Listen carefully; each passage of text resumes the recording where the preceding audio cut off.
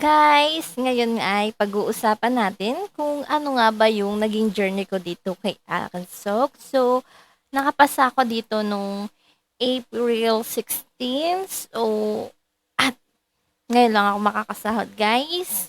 Kasi every month yung sahod dito. Tapos, so, about sa booking, kasi hindi siya ganong karami. Ewan ko kung sa akin lang, pero kasi yung sa kakilala ko, fully book siya lagi.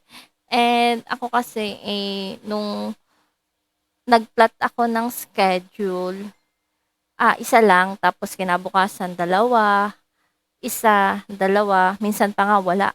Halos isang linggo wala. Tapos, yun, puro sudden booking siya.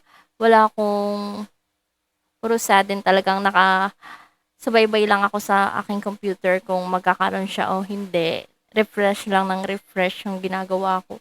So, as of now naman, so, naging maayos naman yung booking ko ngayon. So, napupuli book ko, nakakapag-fully book na ako.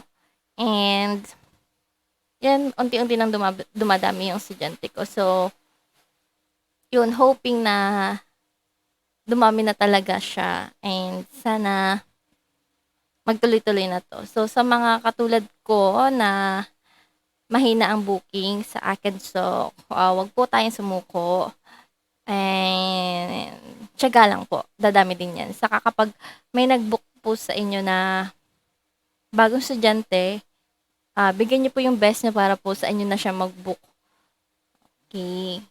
So, hindi po gano'n kalaki yung sasahurin ko ngayong cut-off kasi sabi ko nga sa inyo, ang estudyante ko lang ay isa, dalawa, tatlo, apat, lima, anim. So, hanggang anim lang talaga siya.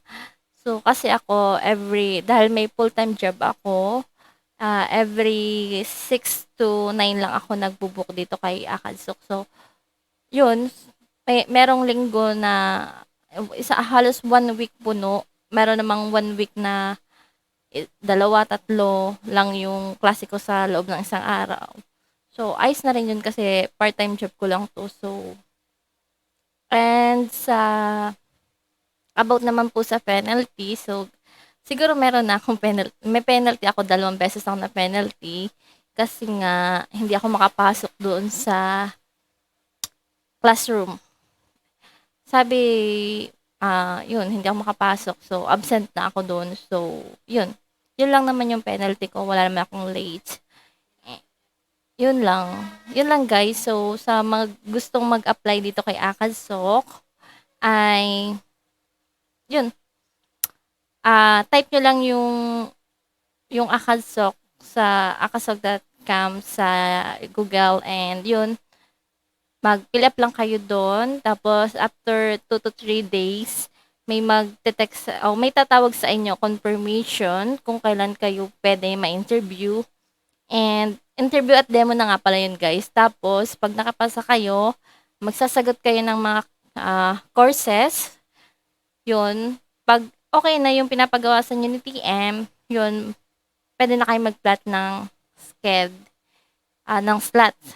So, yun lang guys. So, sana makatulong sa inyo na sa mga katulad kong mahina ang booking dyan. Go, go, go lang. Dadami din yan. Keep it up. Bye-bye. Bye-bye.